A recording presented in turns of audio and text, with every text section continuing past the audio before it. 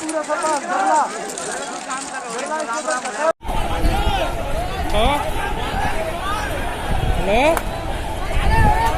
Net चालू कर, video call दिखा।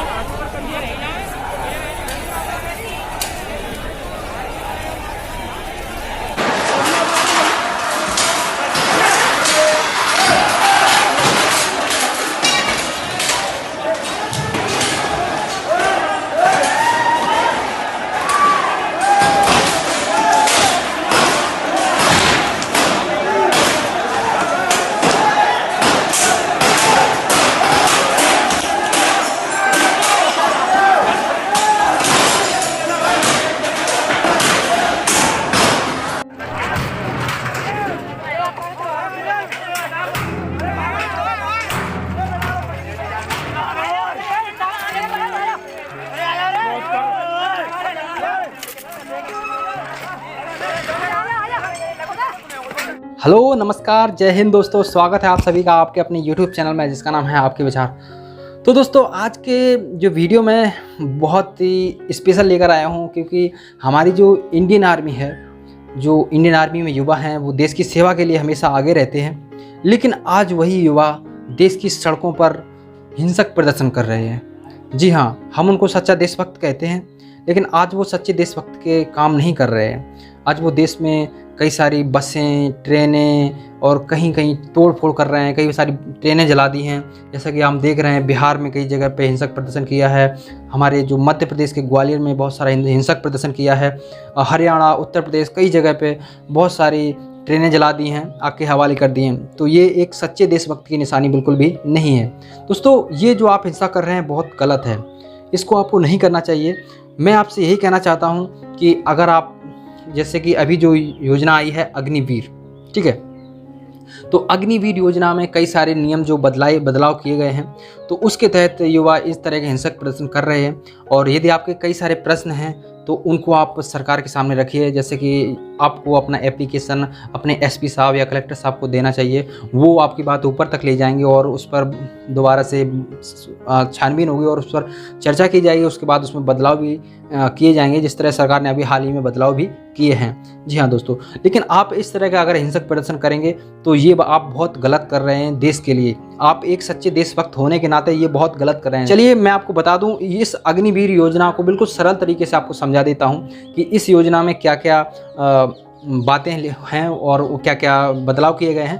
दोस्तों, पिछली जो प्रक्रिया थी इंडियन आर्मी में भर्ती होने की, वो थी 23 साल की एज, उसमें आप भर्ती हो सकते थे। लेकिन अब जो प्रक्रिया बदल कर दी गई है, 17.5 से लेकर के 21 साल तक आप इसमें भर्ती हो सकते हैं, ठीक है। अब इसके बाद आपको इसमें 4 साल के लिए देश की सेवा करने का अवसर दिया जाएगा, ठीक है। अब प्रश्न इसमें आता है, सबसे पहला प्रश्न कई सारे युवा जो हैं उन्होंने मुझसे किया है कि इस योजना की ज़रूरत क्यों पड़ी। तो इसका जवाब, इस योजना से ज़्यादा से ज़्यादा युवाओं को रोजगार मिलेगा। जिस तरह से आप देख रहे हैं अपने भारत देश में कई सारे बहुत सारे युवा बेरोजगार घूम रहे हैं। आप देख ही रहे होंगे 30 से 35 साल तक के युवा बेरोजगार घूम रहे हैं, बिल्कुल भी जॉब नहीं मिल पा रही है उनको। और उनके लिए सरकार ने कुछ अच्छा करने की कोशिश की है। हर 4 साल में नए युवा आएंगे, इसमें भर्ती होंगे। अब इसमें नियम क्या क्या हैं वो मैं आपको जानकारी दे देता हूँ। जब युवा सेना में भर्ती हो जाएगा तो 6 महीने तक सिर्फ ट्रेनिंग करवाई जाएगी। उसके बाद 3.5 साल तक उसको ड्यूटी करवाई जाएगी। जी हाँ दोस्तों, उसके बाद भी यदि आप, जैसे कि आप 10th क्लास में हैं और आपने ज्वाइन कर लिया इंडियन आर्मी को, ठीक है, तो जब आपने उसमें ज्वाइन कर लिया है तो उसके बाद भी आपको 11th का कोर्स वहीं पे करवाया जाएगा, 12th का भी आपको वहीं पर कोर्स करवाया जाएगा। उसके साथ साथ आप ड्यूटी भी कर सकते हैं, आप अपनी पढ़ाई भी कर सकते हैं। और भी यदि आपका जैसे किसी क्षेत्र में जाने का काम मन लगता है, जैसे कोई बिजनेस करना चाहते हैं, उसके बारे में भी आपको बताया जाएगा। आपको कई सारी स्किल्स डेवलपमेंट के बारे में बताया जाएगा, कई सारी लीडरशिप के बारे में बताया जाएगा, और आपको शारीरिक और मानसिक रूप से बहुत मजबूत बनाया जाएगा दोस्तों। और वहाँ पर आपको बहुत अनुशासन सिखाया जाएगा। आजकल का ज़्यादातर युवा जो बेरोजगार रह गया है, वो क्या है कि अपने जीवन में कभी अनुशासन नहीं ला पाया, जो वहाँ पर आपको सिखाया जाएगा, ठीक। अब वहाँ से जब आप आएंगे तब आपको क्या क्या मिलेगा। जैसे आप वहाँ से आएंगे तो आपको एक सर्टिफिकेट दिया जाएगा जिसका नाम होगा अग्निवीर कौशल। जी हाँ, अग्निवीर कौशल के नाम से आपको एक सर्टिफिकेट दिया जाएगा। उसके अलावा आपको 11,71,000 का एक पैकेज दिया जाएगा, जिसमें जो की राशि होगी, ठीक है।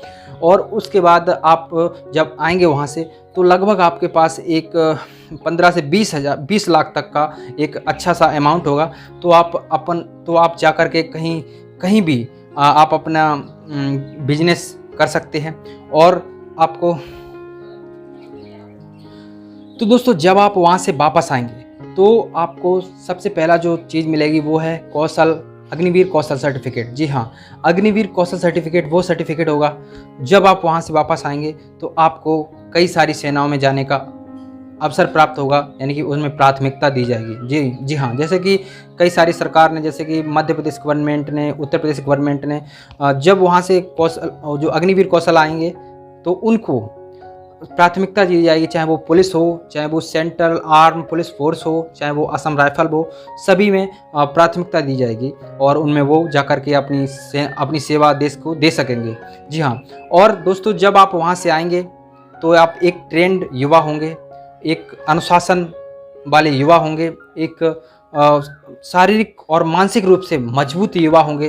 तो आप अगर कोई भी बिजनेस भी करना चाहेंगे तो वो भी आप कर पाएंगे। तो जब आप 21 से 25 साल के बीच में जब आप अपने घर पर वापस आएंगे तो आप एक अच्छी राशि लेकर आएंगे, ठीक है। और उसके बाद भी आपको कई सारी अपॉर्चुनिटी दी जाएंगी, जैसे कोई भी प्राइवेट सेक्टर हो उसमें आपको जॉब करने के लिए प्राथमिकता दी जाएगी। और कोई भी बिजनेस करेंगे तो आपको बैंक की तरफ से सस्ती दरों पर लोन दिया जाएगा। हमारे देश में कई सारे युवा 30 से 35 साल तक बिल्कुल भी अपने करियर में सेट नहीं हो पाते हैं। कुछ परसेंट युवा हो जाते हैं लेकिन सारे नहीं हो पाते हैं।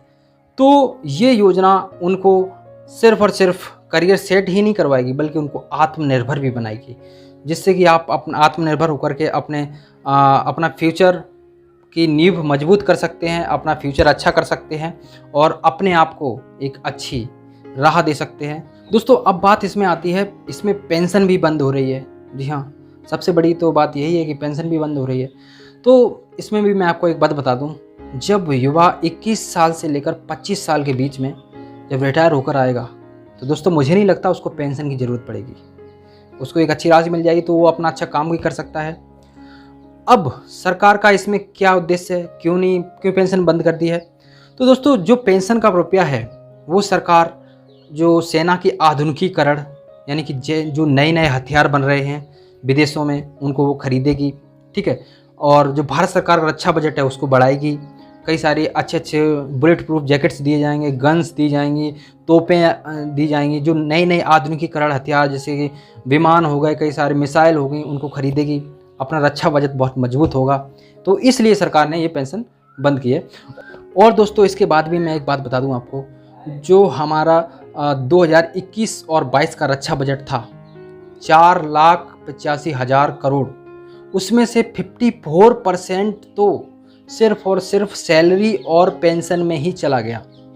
तो आप सोच सकते हो कितना सारा पैसा सैलरी और पेंशन में भारत सरकार का व्यय होता है। तो दोस्तों बात करें, ये सब बातें इतनी अच्छी हैं तो युवा इसका विरोध क्यों कर रहे हैं? जी हाँ, अगर ये सब इतना अच्छा ही है तो इसका विरोध क्यों हो रहा है? तो इसका विरोध होने का सबसे मेन कारण यही है ना, कोरोना से पहले कई युवाओं ने, जैसे कि फिजिकल हो गया, मेडिकल हो गया, ठीक है, डॉक्यूमेंट्स चेक हो गए, तो उनको भी जो सरकार ने निरस्त कर दिया है। तो जो युवाओं ने मेहनत करी थी 5 साल, 6 साल, 3 साल, 4 साल, तो उनको भी निरस्त कर दिया। तो अब वो युवा इतना भड़क इसलिए रहे हैं कि अब उनकी एज भी निकल गई है, क्योंकि जो युवा 21 यानी कि 22 साल का हो गया, अब उसमें नौकरी भी नहीं कर पाएगा, है ना, और नौकरी भी नहीं कर पाएगा और उसने जो मेहनत की थी वो भी सब चला गया पानी में। तो वो युवा विरोध कर रहे हैं। तो इस पर अब भारत सरकार क्या जवाब देती है उसके बारे में हम देखेंगे आगे। लेकिन हमारा आप सभी से यही निवेदन है कि आप हिंसा बिल्कुल भी ना करिए और अपना जो भी प्रदर्शन है शांतिपूर्ण तरीके से कीजिए, बिल्कुल बैठ करके शांतिपूर्वक। और अपने जो भी अधिकारी हैं, जैसे कि एसपी हो गए, एसपी साहब हैं, कलेक्टर साहब हैं, उनको आप एप्लीकेशन दे करके अपनी बात ऊपर तक पहुंचा सकते हैं। और भी कई सारी बातें होंगी, जैसे कि अभी हम जाएंगे ज़मीनी लेवल पर, युवाओं से बात करेंगे चल के और उनसे जानेंगे क्या कुछ परेशानियां हैं, और भी कई सारे क्वेश्चंस जो युवाओं के दिमाग में आएंगे उनसे हम चर्चा करेंगे, जानेंगे। तो चलिए देखते हैं, और तब तक के लिए नमस्कार, जय हिंद, वंदे मातरम। थैंक यू दोस्तों।